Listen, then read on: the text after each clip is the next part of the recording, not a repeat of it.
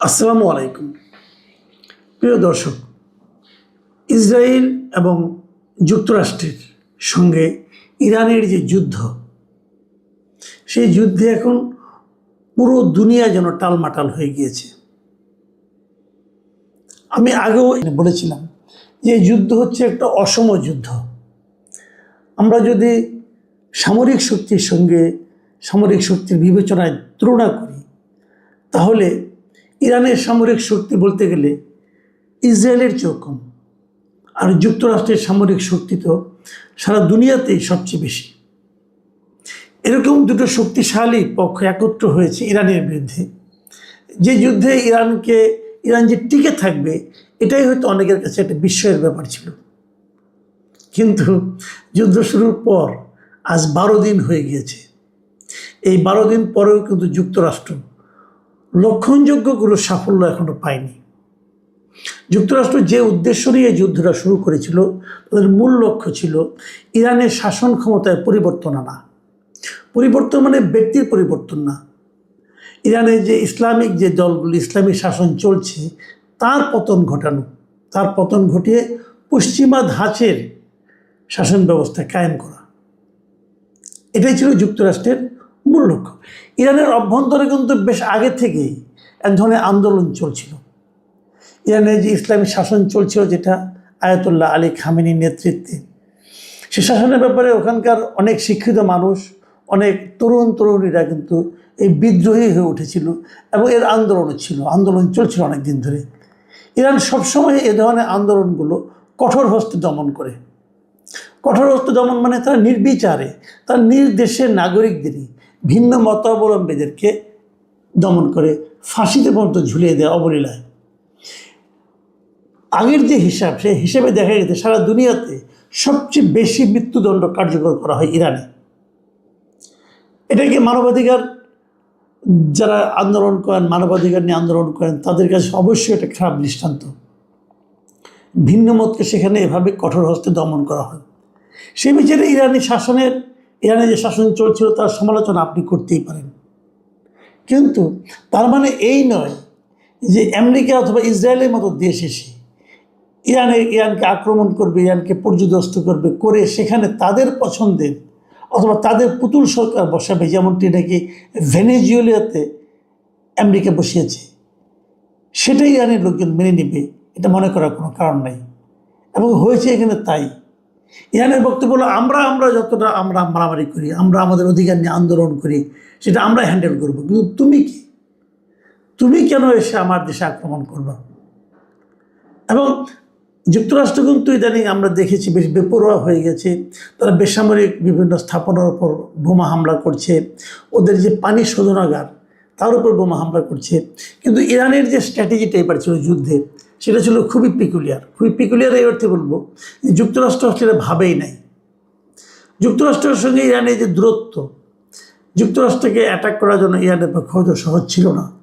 কিন্তু ইরান যে কাজটা করেছে, তারা যুক্তরাষ্ট্রের যে সমস্ত ঘাঁটি মধ্যপ্রাচ্যের বিভিন্ন দেশে আছে, সেগুলোতে তারা নির্বিচার আক্রমণ করেছে এবং অনেকগুলি তারা ক্ষতিগ্রস্ত করেছে।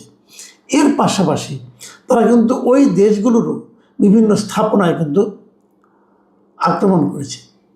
এবং এই যে আক্রমণ করেছে, ওই দেশগুলোর মধ্যেও কিন্তু এক ধরনের আগে তারা সবাই মধ্যপ্রাচ্যে মুসলিম দেশ হওয়া সত্ত্বেও তাদের মধ্যে কিন্তু ইরান বিরোধী একটা মনোভাব ছিল এবং তারা যুক্তরাষ্ট্রকে নানাভাবে সহায়তা করত। তাদের সেই সহায়তাতেও এখন কিন্তু এক ধরনের চিট ধরেছে এবং তারা ভাবতে শুরু করেছে, ওই সমস্ত দেশের জনগণরা ভাবছে যে যুক্তরাষ্ট্রকে সমর্থন করা, যুক্তরাষ্ট্রকে সাহায্য করা, যুক্তরাষ্ট্রের ঘাঁটি এখানে করতে দেওয়ার কারণেই তাদেরকে এখন আক্রান্ত হতে হচ্ছে। এই জিনিসটা ওই সমস্ত দেশের লোকজন খুব ভালোভাবে নিচ্ছে না। এবং ওই দেশগুলোর প্রায় সবগুলিতেই কিন্তু বিভিন্ন রাজার শাসন চলছে, রাজতন্ত্র চলছে।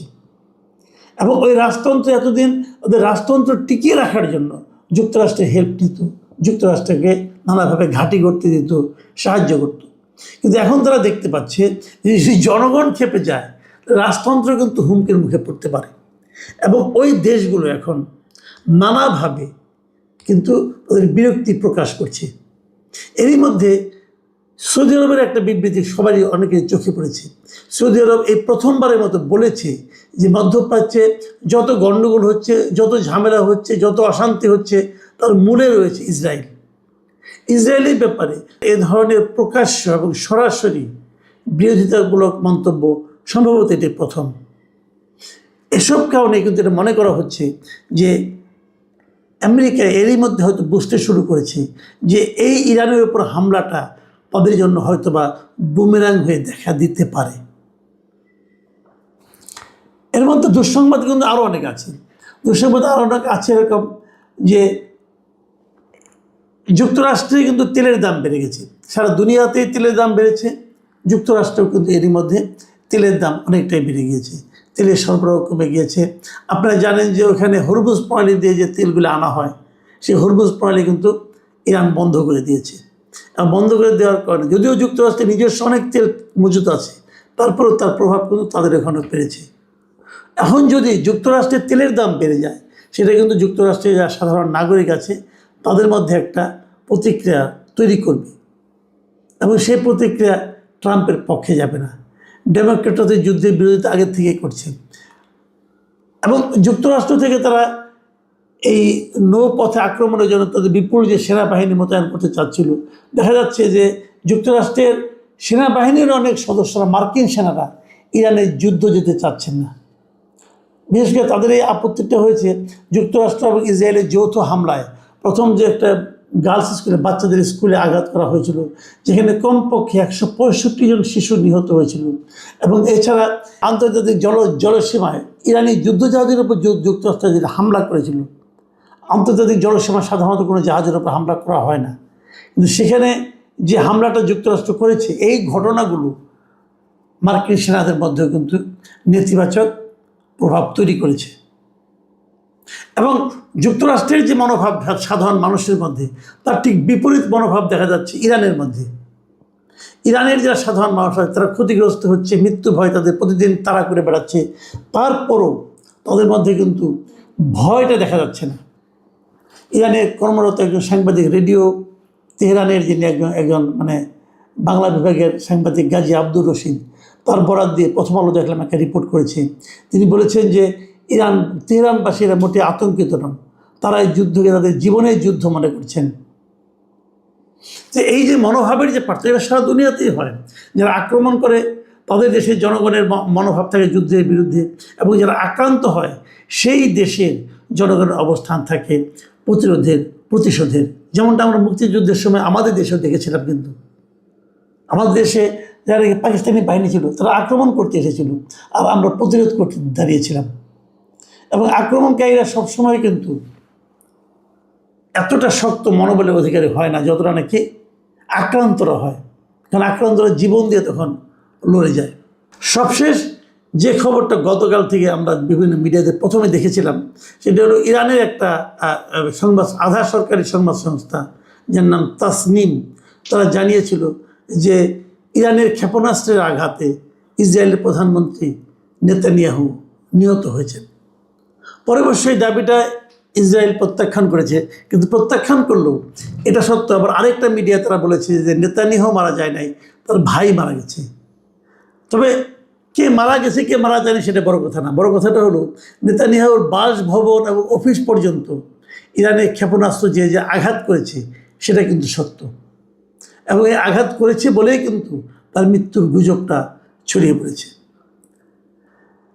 শেষ পর্যন্ত যুদ্ধের কী হবে আমরা এর মধ্যে দেখেছি যে ট্রাম্প এর মধ্যে বলছেন যে ওনারা যুদ্ধবিরতির দিকে যাবেন হয়তো খুব শিগগিরই, এবং এই যে ট্রাম্পের দিক থেকে বলা যে শিগগিরই এই অভিযান সম্পন্ন হবে, এটা সোমবার দিন ট্রাম্প বলেছেন যে ইরানের বিরুদ্ধে যুক্তরাষ্ট্রের অভিযান শিগগিরই সম্পন্ন হবে। এবং এই যে সম্পন্ন হওয়ার কথা উনি বলেছেন প্রথমবারের মতো, এটাতেই কিন্তু অনেকে ভাবছে যে যুক্তরাষ্ট্র হয়তো যে কোনো সময় বলবে আমাদের যুদ্ধ জয় হয়ে গেছে, আমরা যা করে ফেলেছি, ওদের মেরুদণ্ড ভেঙে দিয়েছি, অতএব যুদ্ধ শেষ। কিন্তু মেরুদণ্ড ভাঙাটা সহজ হবে না, এই কারণে হচ্ছে না, এই কারণে তারা ওদের প্রথম দিনে কিন্তু 28 তারিখ যেদিন তারা অ্যাটাক করে, সেই দিনে কিন্তু তারা ইরানের supreme leader Ayatollah Ali Khamenei সহ উচ্চপদস্থ বেশ কিছু কর্মকর্তাকে নিহত করেছে, হত্যা করেছে। এবং সেই হত্যার পরও ইরানের শাসন ব্যবস্থার কোনো পরিবর্তন হয়নি। এরই মধ্যে আয়াতুল্লাহ আলী খামেনির পুত্রকে তারা সুপ্রিম লিডার বানিয়েছে এবং জানা গেছে সে নাকি আয়াতুল্লাহ খামেনি কিছুটা মধ্যপন্থা ছিল, এ নাকি আরও কট্টরপন্থী। এবং এরই মধ্যে বিভিন্ন দেশ ইরানকে বলেছে যুদ্ধবিরতি করার জন্য, ইরান সেই যুদ্ধবিরতি প্রত্যাখ্যান করেছে। এর মধ্যে চীন, রাশিয়া তারাও কিন্তু ইরানকে বলেছে যে আসলে আমরা যুদ্ধবিরতি প্রস্তাব নিয়ে অগ্রসর হই। এবং ইরান বলেছে আমরা যুদ্ধবিরতিতে যেতে পারি একটা শর্তে, যে আমাদের উপর আর কোনো আগ্রাসন চালানো হবে না। মানে এই সমস্ত কথাবার্তা থেকে আমরা যে জিনিসটা বুঝতে পারি যে এই যুদ্ধে মনোবলের দিক দিয়ে ইরান অনেকটাই এগিয়ে আছে। এবং যদি সরকারের পতন ঘটাতে না পারে, যদি ট্রাম্প প্রশাসন, আমেরিকা তাদের পছন্দ অনুযায়ী কোনো সরকার ইরানে বসাতে না পারে, তাহলে বুঝতে হবে তাদের যে উদ্দেশ্য ছিল সেই উদ্দেশ্যটা ব্যর্থ হয়েছে। এবং উদ্দেশ্য ব্যর্থ হওয়াটাই কিন্তু প্রকারান্তরে যুক্তরাষ্ট্রের জন্য একটা বড় পরাজয়ের কারণ হয়ে দাঁড়াবে। এবং সেই পরাজয় কিন্তু যুক্তরাষ্ট্রকে বহন করতে হবে। মাথায় রাখতে হবে এবছরের নভেম্বরে যুক্তরাষ্ট্রে কিন্তু মধ্যবর্তী নির্বাচন হচ্ছে কংগ্রেসের, এবং ট্রাম্পের এই যে অবিমৃষ্যকারী অভিযান, এর প্রভাব সেই মধ্যবর্তী নির্বাচনে পড়বে বলে এরই মধ্যে যুক্তরাষ্ট্রের অনেক বিশেষজ্ঞরা কিন্তু ভবিষ্যৎবাণী করেছেন। শেষ পর্যন্ত কী হয় আমরা জানি না, তবে আমাদের এতটুকু মনে হচ্ছে এই যুদ্ধ এখন শেষ পর্যায়ে আছে। এবং কথার ফুলঝুরি হয়তো ট্রাম্প ফোটাবে, ট্রাম্প হয়তো বলবে এই যুদ্ধে আমাদের জয় হয়েছে, অতএব আর দরকার নেই, তাদের মেরুদণ্ড ভেঙে দিয়েছি, হাড্ডিগুড্ডি ভেঙে দিয়েছি, অনেক কথাই বলবেন। বলে তা বলবেন আমরা এখন যুদ্ধ আপাতত স্থগিত করলাম, এটা বলে হয়তো মুখ রক্ষার চেষ্টা করবেন। কিন্তু এটা নিশ্চিতভাবে আপনারা ভাবতে পারেন যুক্তরাষ্ট্র চেয়েছিল ইরানের শাসন ক্ষমতার পরিবর্তন। ইরানে যদি ইসলামী শাসন অব্যাহত থাকে, আপনি ধরে নিতে পারেন এই যুদ্ধে যুক্তরাষ্ট্রের বিশাল একটা পরাজয় ঘটেছে। এবং সম্ভবত সেটাই আগামী 2-1 দিনের মধ্যে আমরা দেখতে পাব। প্রিয় দর্শক, এখন এ পর্যন্তই। আল্লাহ হাফেজ।